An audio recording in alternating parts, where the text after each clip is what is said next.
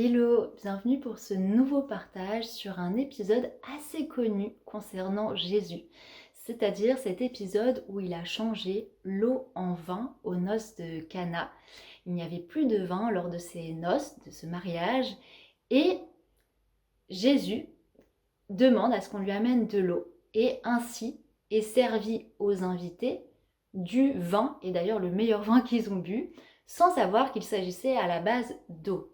Mais dans ce témoignage, qu'est-ce qui nous est donné, témoigné? Certains verront là un miracle, d'autres un signe, et pour ma part, j'ai envie de vous parler d'une initiation. Car pour moi, c'est vraiment l'ensemble des textes sacrés nous indique toujours un mouvement à suivre qui ouvre un portail, qui nous initie et qui nous enseigne.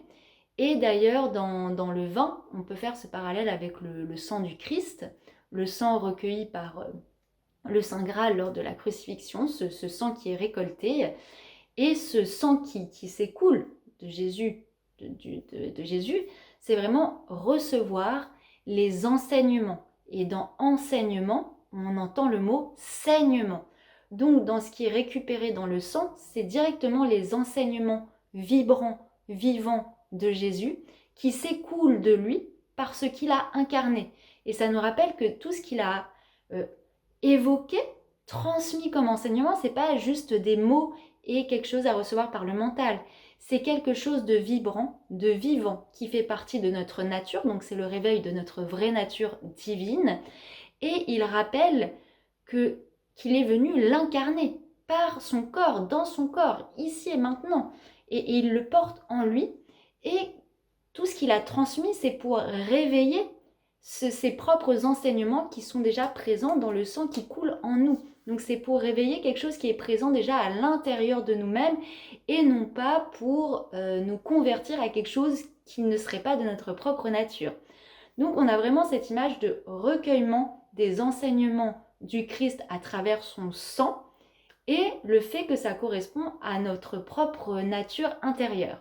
Donc on peut voir dans l'eau transformée en vin, ce vin qui témoigne, et aussi on parle du vin comme un spiritueux, donc tout ce qui est relié à l'esprit. Donc on voit vraiment cette transformation et dans ce mouvement, ça nous raconte quelque chose de profond sur notre nature. Donc on a la première base qui est l'eau. Donc l'eau, c'est vraiment relié à tout ce qui est de l'ordre de la mémoire. On est dans l'ère du poisson. Jésus, il ouvre l'ère du poisson qui est vraiment une ère d'ouverture sur les eaux de la psyché et sur la mémoire, la grande mémoire universelle. Parce que l'homme, il s'était un peu trop enfermé dans une mémoire individuelle et personnelle qu'il a coupé de la grande histoire qui le relie au ciel. C'est pour ça que Jésus rappelle de lever les yeux au ciel pour se rappeler son essence et où est son origine céleste. C'est pour ça qu'on parle du Père en tant que ciel, c'est pour faire ce lien de parenté et de se rappeler qu'on vient du ciel, on a été ensemencé par ce ciel.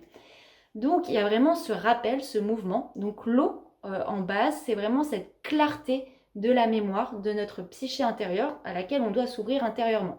L'eau, elle est pure, donc elle est claire, donc c'est une eau qui a été épurée, donc qu'on a clarifié. Il y a vraiment cette clarté de l'être, ce cristal.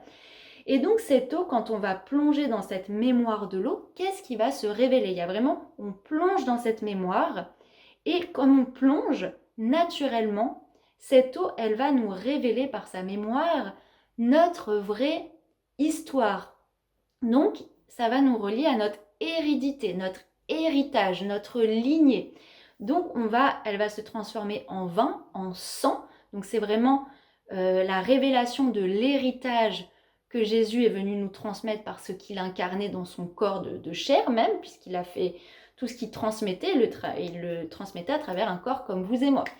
Donc il y a vraiment ce rappel, on plonge dans la clarté de l'eau, cette mémoire qui nous révèle donc le vin, donc l'esprit, et la mémoire de l'esprit en nous, la mémoire de notre reliance au Fils de l'homme et à cette hérédité pour révéler en nous cet ADN, cette mémoire, ce sang royal. Et si on allait un peu plus loin, donc là on est encore à l'ère du poisson, donc il ne faut pas aller trop loin non plus dans tout ce qui peut être transmis. Mais si on perçoit eh bien, ce vin, donc, qui est vraiment la représentation du sang du Christ, qui porte les enseignements de notre mémoire et de notre lignée véritable, eh bien, on va voir, en entrant dans l'ère du Verseau, là où on est dans une dimension beaucoup plus éthérée, on va percevoir ce vin comme, et ce sang du Christ, non pas comme rouge, mais comme bleu. Et dans ce bleu, c'est toute la mémoire reliée à la mémoire atlante, reliée à la mémoire des anciennes civilisations, beaucoup plus reliées au ciel, donc céleste, cosmique.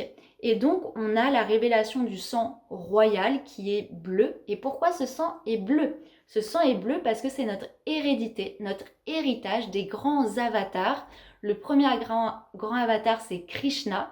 Et Krishna était couleur bleue. Quand on regarde notamment les dieux en Inde, on a cette couleur bleue, cette couleur de peau bleue. Même James Cameron, dans son film Avatar, c'est quand même incroyable, a fait ses avatars bleus, donc il y a quand même une mémoire, sachant que James Cameron, très doué pour transmettre des messages, étant donné qu'il est passionné par l'eau, donc par la mémoire de l'eau. Donc c'est un être qui allait plonger, j'ai fait un film sur le film Abyss, je vous conseille la vidéo qui nous rappelle notre mémoire.